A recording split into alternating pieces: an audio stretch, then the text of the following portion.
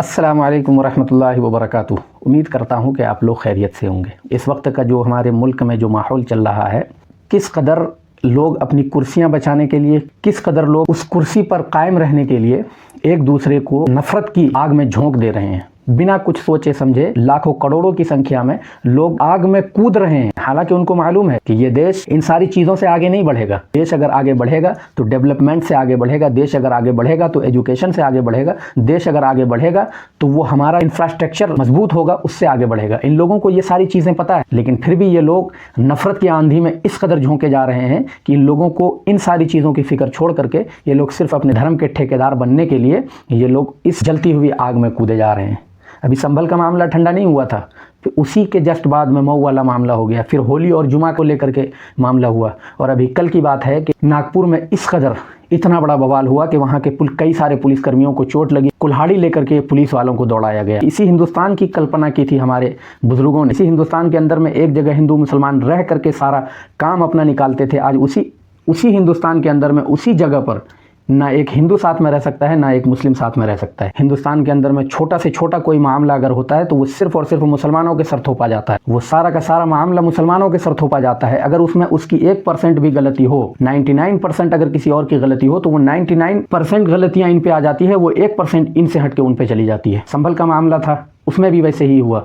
मऊ का मामला हुआ, जहां पर मस्जिदों के अंदर में जो बम फेंके जा रहे थे, सारी चीजें वीडियो रिकॉर्ड हुई है, लेकिन फिर भी उसमें भी मुसलमानों को टारगेट बनाया गया। उसके बाद अब जो ये नागपुर का मामला हुआ है, इनमें भी मुसलमानों को ही टारगेट बनाया जा रहा है। आखिर इस देश में मुसलमानों के लिए इतनी नफरत क्यों है? अभी वक्फ बोर्ड पे जो मामला चल रहा था, वो अभी मामला क्लियर नहीं हुआ कि नागपुर में इतना बड़ा हादसा हो गया। यह हादसा जो है एक सोची समझी साजिश है, जो कि वक्फ बोर्ड के अगेंस्ट में जो प्रोटेस्ट इस समय चल रहा है, उसको खत्म करने के लिए, उसको वहां से हटाने के लिए ये साजिशें रची जा रही है, ताकि उधर से भी प्रेशर बने और इधर से भी प्रेशर बने, और मुसलमान जो है यहाँ से जंतर मंतर खाली कर करके वक्फ बोर्ड के खिलाफ में आवाज ना उठा करके वो अपने घरों को रवाना हो जाए। और नागपुर में जो मामला हुआ है, वहां पर भी मुसलमान ही फंसेगा, वहां पर मुसलमानों को ही जेल के अंदर में डाला जाएगा। हालांकि गलतियां दोनों की होती हैं, लेकिन सिर्फ फंसते मुसलमान हैं। ये जो आपको नागपुर का दंगा भड़कता हुआ दिख रहा है, ये दंगा किस वक्त भड़का उस वक्त जब औरंगजेब की आप पोस्टर को जला रहे थे। उससे किसी को कोई लेना देना नहीं था, क्योंकि एक इंसान जब मर गया है, उसका पोस्टर जलाओ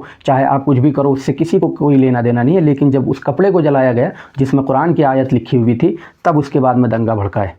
हिंदुस्तान के अंदर में दंगा भड़काने के लिए सिर्फ और सिर्फ धर्मों का सहारा लिया जाता है। कुरान को जलाया, लोगों ने प्रोटेस्ट किया, उसके बाद में लाठीचार्ज हुई, दोनों गुटों के बीच में आपस में टकराव हुआ, मगर फंसेगा तो सिर्फ इसमें मुसलमान, मारा जाएगा तो सिर्फ इसमें मुसलमान, जेल में अगर जाएगा तो इसमें सिर्फ और सिर्फ मुसलमान ही जाएगा। उसके अलावा कोई भी दूसरा शख्स इस दंगे के आरोप में गिरफ्तार नहीं होगा, ना ही उस पर कोई कार्रवाई की जाएगी।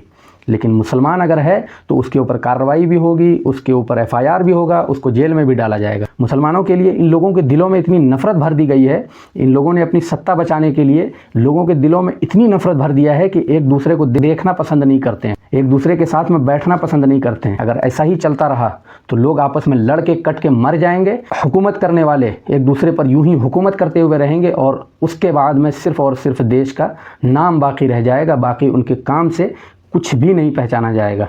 उम्मीद करता हूँ कि ये वीडियो आप लोगों को पसंद आएगी। अगर पसंद आए तो इस वीडियो को लाइक और शेयर ज़रूर कीजिएगा, चैनल को सब्सक्राइब भी ज़रूर कर लीजिएगा। मिलते हैं एक और नई वीडियो में, तब तक के लिए अल्लाह।